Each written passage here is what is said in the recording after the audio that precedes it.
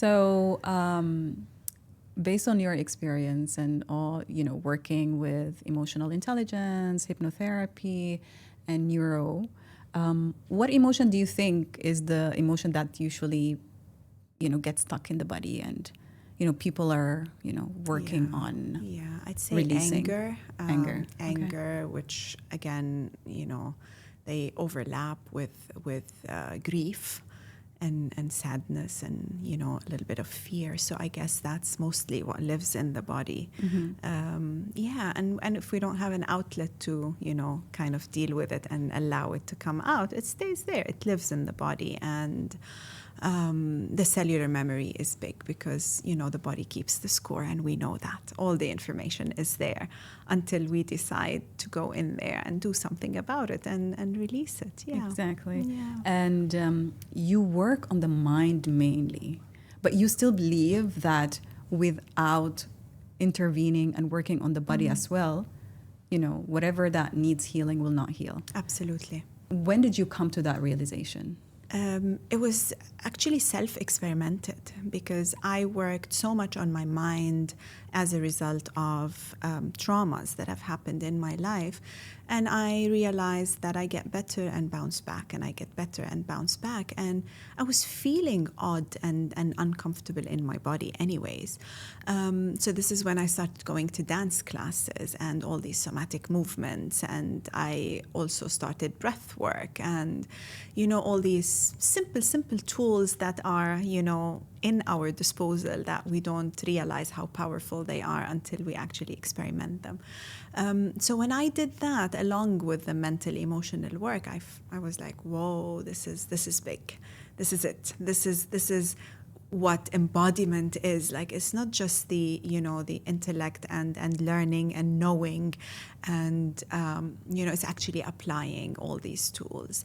And we always say, as much as the mindset is extremely important, but you cannot get anyone out of stress and burnout and anger and all that with a mindset shift. It really needs to start with the body.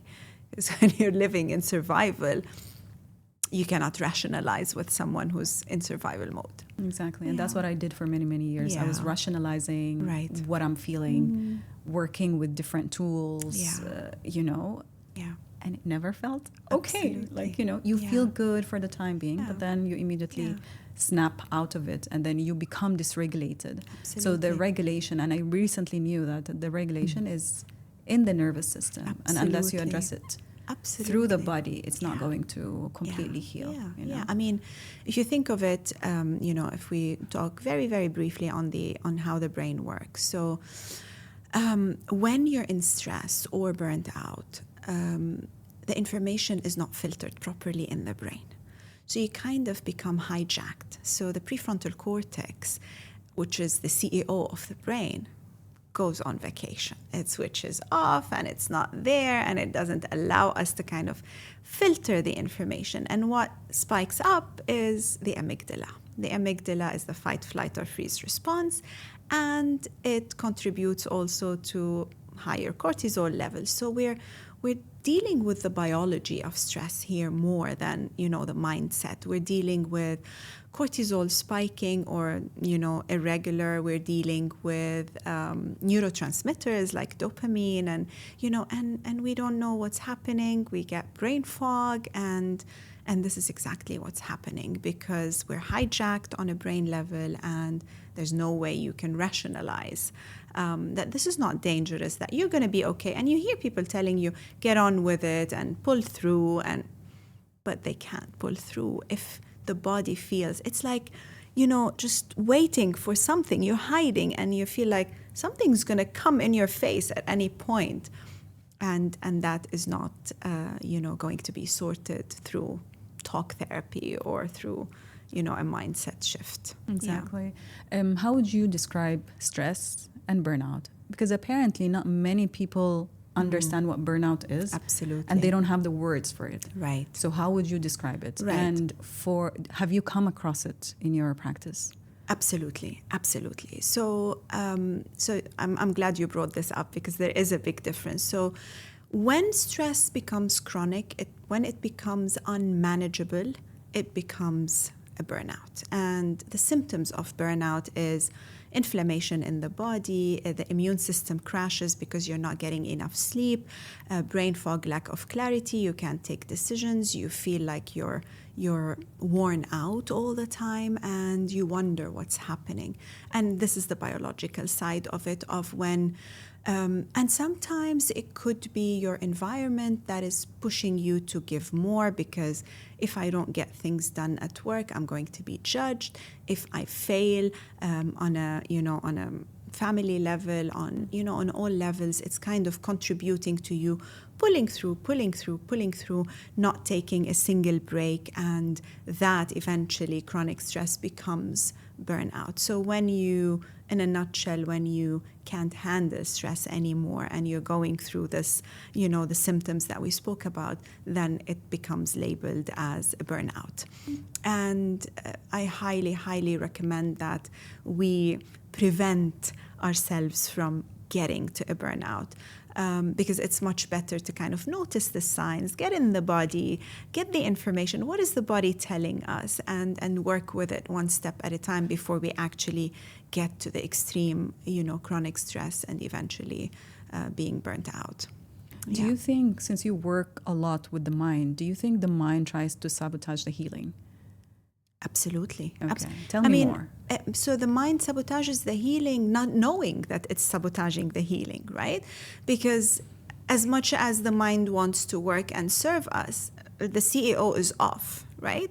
So that part of the brain that is responsible for, making proper decisions, rationalizing, analyzing, criticizing, judging, is gone on vacation. Mm-hmm. So it's an unintentional sabotage, if you want to put it that way. So we really need to educate people on that bit, that it's not your fault. It's a mechanism. It's biological more than, a power or a weakness that we're dealing with. So that's in brief. So basically trying to procrastinate, pushing things away, trying to avoid pain, trying to avoid discomfort is the mind's way of sabotaging your healing. So that's an important point as well, because most of our programming is in the subconscious, right? And the subconscious is very, very protective of us. So whatever is perceived as danger, the subconscious is gonna kind of protect us and take us away from some habits sometimes that we pick up that are not necessarily healthy habits. The subconscious will keep them for us, like smoking, for example, or and you mentioned procrastination. Procrastination is a nervous system response at times, unless it's related to personality, and then we can also touch a little bit on personality and stress. Whatever is protecting us against what the brain perceives as danger is going to happen. And whatever gives us a good feeling, because it's that protective factor of the subconscious, is going to keep it for us no matter how bad the habit is. Mm-hmm. So once we work, I just had this question. So once we work on the emotions stored in the body, do we also need to work on the subconscious mind, or the subconscious mind and the fears in it and the stressors and So we kind of work in parallel. So we work on clearing the subconscious of all the precipitations, of all the information of could be a trauma, could be sometimes a word that somebody said when we were younger, because the first 7 years of our lives are extremely important, and we call them the days of decision. And if we grew up in an environment where we never felt enough, then we become the adults who work nonstop to prove themselves, and they're never feeling enough, which ultimately leads to stress and burnout, right? So we really need to clear that from the subconscious. But then again, in parallel, we need to clear it from the body through psychosomatic work, through dance, through breath work. Breath is a powerful tool. Through body work and, the physiotherapy, the specific emotional physio kind of work, the manual therapy that is done on the body. So I'm a big believer in a holistic approach to therapy, to stress, to burnout, to whatever you're going through, basically. Perfect. And which way, because there are so many different ways to work on the trauma that is stored on the body. Yeah. Which way is the way that you see that is like head on, very practical, very, See, there's concrete? many. What I can highly speak of is something that I've personally experienced, and that is trauma release exercises. And that's basically the primal shaking. I'm not sure, there's a lot out there. I'm not sure if you've seen, there was an experiment done on a bear. And they shot the bear, and a few minutes later, it was part of the experimentation actually, that the bear just gets on and shakes and shakes and shakes to release that trauma of being shot. Humans don't have that innate in their system, but we can actually induce a state of shaking to kind of release whatever trauma lives in the body. A lot of, dynamic meditations following, Osho's teachings are around the shaking and, to get the body into that catharsis to release the trauma. So these are few of the tools that I've experienced firsthand, and I love them and I completely believe in them. But I'm sure there's so many out there. Dance is amazing as well, because again, it releases, it shifts. It's the movement. The movement, exactly. It's allowing the body to kind of do what it needs to do to release whatever is stored. Exactly. Like I was talking to someone who, an athlete and stuff. Right. And basically I was asking him about the same question, like, is it really important? Because you feel, and you noticed, of course, that athletes, they see things differently. Absolutely. They're very sharp. They're very consistent in a way that is, different from the rest who do not really truly work out. I still did not get to, get consistent when it comes to working out, but hopefully I will get there. One baby step at a time. Yeah. Do you consistently work out? So I choose my workout. Okay. So I love certain, I do aquacycling, I do Pilates, I love them both. Okay. So I wanted to say, choose something that you like to do, and as long as you're moving that body, and as long as you have a strong motive, because if we don't have a strong motive, nothing is going to make us work out. That is true. So that is so true. Yeah. That is so true. Let's touch on now hypnotherapy. Hypnotherapy. Yeah. So hypnotherapy, all the subconscious beliefs that is, how many sessions does it take for someone to, overcome a fear, for instance? Right. So it's a typical question that we get asked, and we always say it depends on what comes out in the session. So we can never tell before we start working, because it's like opening Pandora's box, and we never know. And I work with a lot of people who come and see me for weight management, and then loneliness pops up, who come and see me for fears, and then there's sexual abuse in the family. So we never know, actually. But I can easily say that I've done overcoming fears in 1 or 2 sessions, and sometimes in 10 sessions, and sometimes more, because it's not only the fear that we're dealing with. So going back to your question, the subconscious, think of it as the central processing unit of the mind. It's the hard disk. It's the software that operates us. And it's 90 to 95% of the capacity of the mind, and not many people know that. So on daily basis, we use 5 to 10% of the mind. So we really need to tap into that intelligence to kind of bring the information and deal with it on a subconscious level. There is a lot of fear when it comes to hypnotherapy. Yeah. I think you've already, some people might have come to you and say, like, are you going to control me afterwards? Like, once we're done with the session. Yeah. There is a fear of control when it comes to hypnotherapy. So how do you respond to that? So we really, on the first session, we really need to build trust and eliminate all fears, or reduce fears, and make people understand that we go in and out of a hypnotic state every day through our lives. So I'll give you an example. Sometimes you drive from work to home, and you get home and you're like, oh my God, I don't remember how I got here. Has it ever happened to you? Yes. So that's a hypnotic state. Okay. Right? So But should anything happen that threatens your safety, you would definitely react to it. So remember, the subconscious is very protective. So that's the kind of conversation we have. Sometimes you'll be watching a movie and the movie is very sad and you cry. And if you take a step back, you know that nobody died, nobody's sick, nothing. It's just acting. But it's because your conscious mind has shut off. You cried and you connected on an emotional level. That's a hypnotic state. So it's a natural state that we go in and out of every day. And the most important bit of the work is that what you see on TV, I can't make you quack like a duck, or this is all stage hypnosis. And it's part of our training. And I teach it as well as part of the training for fun. But it's not the clinical therapeutic side of the work. Okay, good to know. So you're not gonna... No.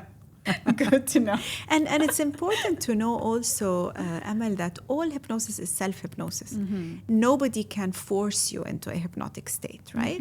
So it needs to be, So it cannot be done without someone's permission? Absolutely not. Okay. Absolutely not. Now, there is a manipulative side of the work that you see sometimes in shows, you see sometimes in advertising, you see sometimes in political speeches. So they use hypnotic techniques to kind of get people into a waking hypnosis state, to slide in a command to make you do things that you might not necessarily have done had you not listened to that speech. But you really need to be in that state of receptivity.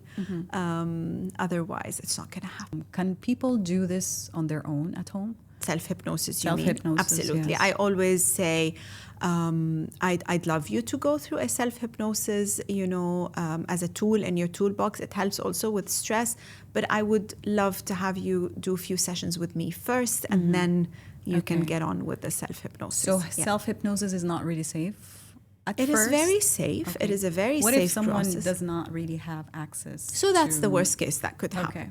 But sometimes, so that brings us to all the, kind of ready to use YouTube, kind of self-hypnosis scripts. Sometimes what you're feeding your brain is not necessarily what you need. And that's where it becomes a little bit tricky, right? So if it's a trusted source, then we can definitely make use of it. The worst that could happen is you might not get into a hypnotic state, or you could get information that is not necessarily constructive and, helpful in your growth journey. Okay, good to know. You're correcting a lot of, misconceptions about there is a lot of hypnotherapy. misconceptions, unfortunately, out there. So we have a big role to educate and to raise awareness on what is it that we truly do. Yeah. Is there a specific client or a specific case that you've witnessed or treated that you still remember until today where the transformation is huge, massive? Oh my God, there's many.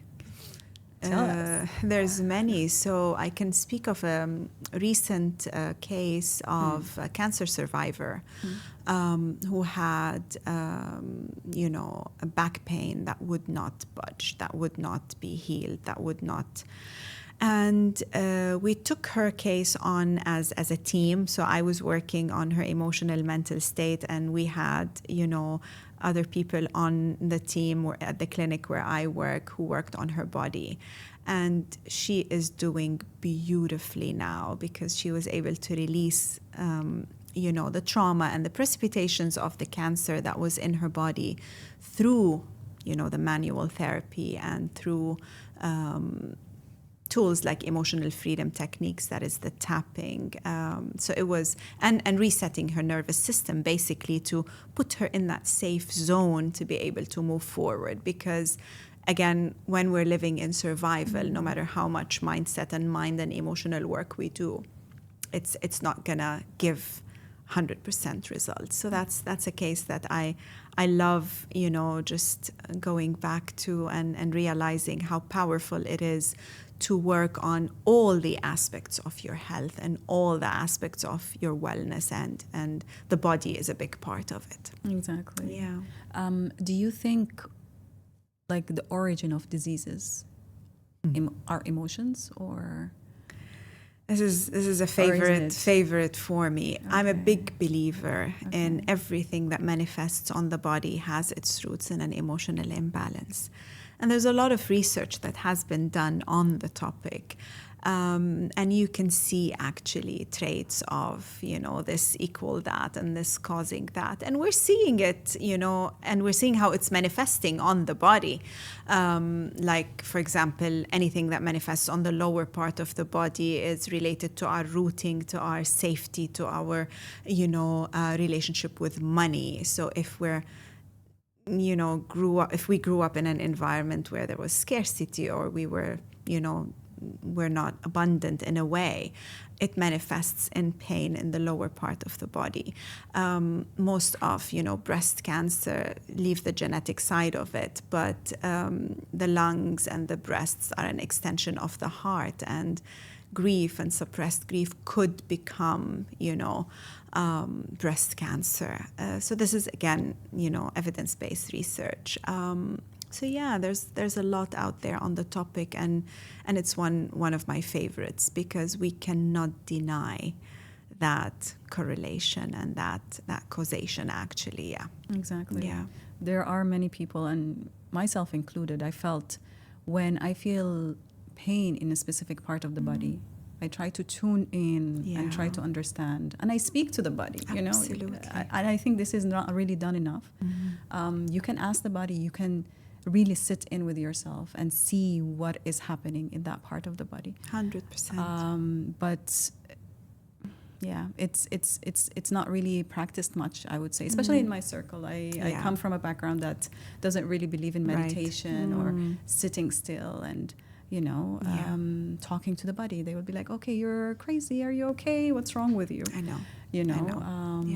So yeah, it's really true. And sometimes when you truly sit down, journal, breathe through it, the pain just goes away. Yeah, because you've acknowledged it, right? Yeah. So when you acknowledge what's happening and you kind of sit in the pain, so we say feel it to heal it. But what we do is numb it and pop in a pill. Exactly. And that is just dealing with the symptoms and not the root cause. Exactly. So I love what you said, and sitting in the body and kind of just following through and chasing the pain to kind of find out what's happening. Exactly. I remember there was once, the pain was moving from one place to another. That's and a good sign, though. Exactly. Yeah. And then I would move my hand wherever the pain is going. It was so interesting. Yeah. I'm like, okay, so this definitely works. Absolutely. Yeah. Absolutely. I mean, I would love, if there's a key takeaway of this, conversation today, is for non-believers to kind of experiment and give it a shot. Just see what happens. Exactly.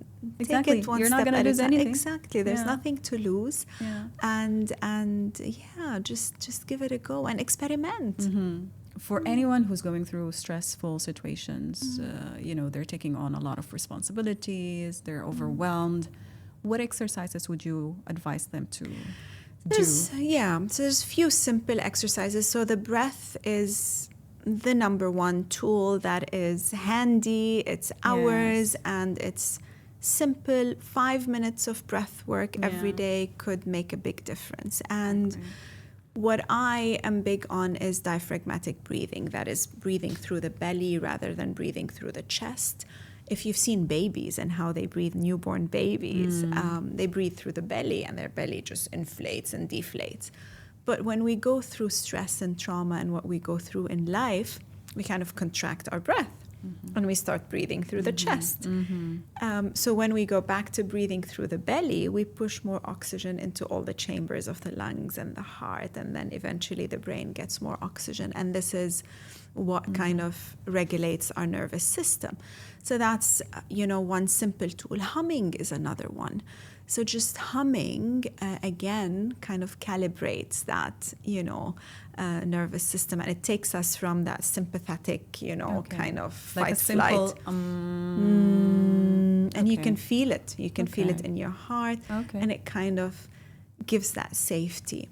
there's a tool that I actually learned during COVID days, and that's called havening. And it's based in neuroscience. It's a medical doctor and a neuroscientist who came up with it. I can't remember his name now, but maybe we can put it later in the caption. So what he does is just this, kind of gentle strokes to put the mind in a delta brainwave. And when you are in a delta brainwave, you feel safe. And, haven is kind of safety and security, and it's called havening. And it includes a little bit of humming as well.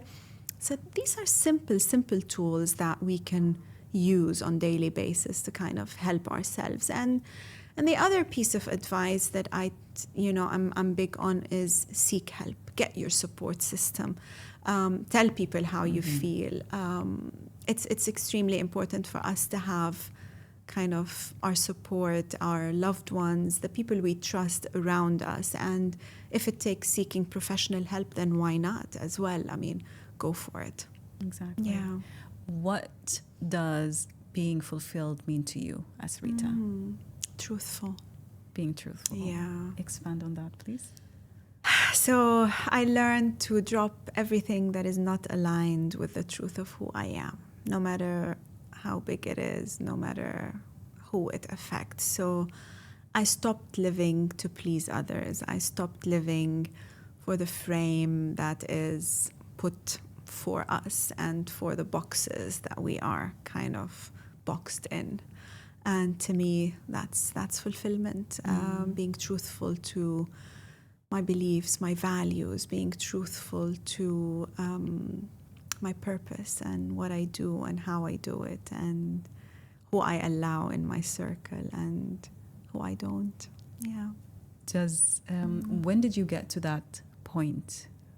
I don't think I'm fully there yet, Okay. but I'm learning. Okay. I discover things every day, and we're work in progress, right? It's never definitely. And I don't think the progress will ever end. Yeah, absolutely. There's always room for improvement. There's always room for, I want to do it differently next time. Yeah. This might not have landed in a way but it's all learnings. It's all part of the journey, and for that I'm really grateful for everyone that comes into our lives that teaches us something, that kind of nudges us to work on ourselves. It's all information, right? Exactly. Yeah. Everyone is a messenger. Yeah, absolutely. I love that. Yeah. Everyone is a messenger. One of my guests actually described stress as information. Yeah. And that's that sat with me for I was like, it is information that is coming in, right? Yeah. Have you ever been burnt out, you yourself? I wouldn't say burnt out, but yeah, I've gone through stressful events and stress over a period of time. But what made the difference is my support system, to be honest. Okay. Yeah. And if you're going through a stressful situation, how would you deal with it? So that brings us to personalities. Okay. So I'm an introvert by nature, and not many people know. Not many people know that if you're going against your personality preference, it could lead to stress. So as an introvert, we recharge our energies by being on our own. Me time is a big value in my case. So when I feel that I'm stressed out, then it's time for me to go into my, safe space and be on my own to recharge. So when I see a lot of people during the day, when I have training, when I have, whatever it is, like social occasions sometimes, I really need to make sure that I'm taking time off for me, no matter how short or long that time is. But that's how I manage my stress. So I know that it's my limit for the day, and I need to go home, and I need to, mute my phone, and I need to be on my own. Yeah. So that's my go-to to honor how I charge my energy based on my personality type. And there's other aspects of the personality, but I just touched upon the introversion because it makes sense here. But when we go against the flow of our innate preferences, it kind of becomes a stressor. Exactly. I'm an introvert myself, and doing this, honestly, is just like, you know. That's off. You know, I just hear want you. to like Yeah. dig a hole and then put myself in it, you know. But I'm trying to challenge myself and get out. Yeah. Instead of just having these conversations with people that are close to me, having it with experts and Beautiful. learning from all of you guys and teaching Beautiful. people as well. Like, you know, hopefully they will also learn Absolutely. and get the, you know, the gist of this whole stress and burnout thing, because this is one thing that we all definitely share. Everybody gets stressed. True. Everybody gets, True. you know, gets Yeah. at least close to burning out. Yeah. Is there a question that you were hoping that I would ask you and I did not ask you? I don't think so. Yeah. I think we've covered the kind of essence of stress and burnout in the capacity of what I do and how I can help. So thank you for that. And I love what you said about, you know, just serving. So we're here to deliver a message, to kind of let people know more and let people know that they're not alone and that there's nothing wrong with them when they're stressed, that, you know, they can actually get out of it through, you know, the proper, you know, tools that we are hopefully bringing to their attention. Exactly. We brought 3 different tools today Yeah. in one episode. Yeah, and they can, you know, always dig more and ask if they want to ask beyond this, you know, episode. Yeah, I would love Absolutely, because the common thing is coaching or therapy, but there are different kinds of coaching. Correct. And different types of therapy. But people usually just go to the, okay, I'm going to a therapist, I'm going to a psychologist, and that's it. Yeah. But then, you know, it's worth exploring different kinds of modalities. Absolutely. I always say being inquisitive is beautiful. Yeah. So go and check and ask and it's very important also to connect on an energetic level with whoever is going to help you and be mindful. If there's something that's not landing well, then maybe that person is not meant to be helping you. Maybe somebody else can help, and that's absolutely okay. So experiment, be inquisitive. There's and then absolutely make an nothing wrong with informed that. decision at all. At all. Yeah. Exactly. Yeah. Thank you so much, Rita. You're absolutely welcome. Thank you. It was a pleasure having this conversation with you. Thank you. And thank you so much. Thank you. You filled me with good energy. Thank you. This was good. Yeah. Short and sweet. Short and sweet, I yes. love it. Like love it. you said you Look need at to the time. go. Yeah. It was 3:33. Yeah. Oh, nice. Just turned 3:34. That's interesting. Okay, good. Yeah.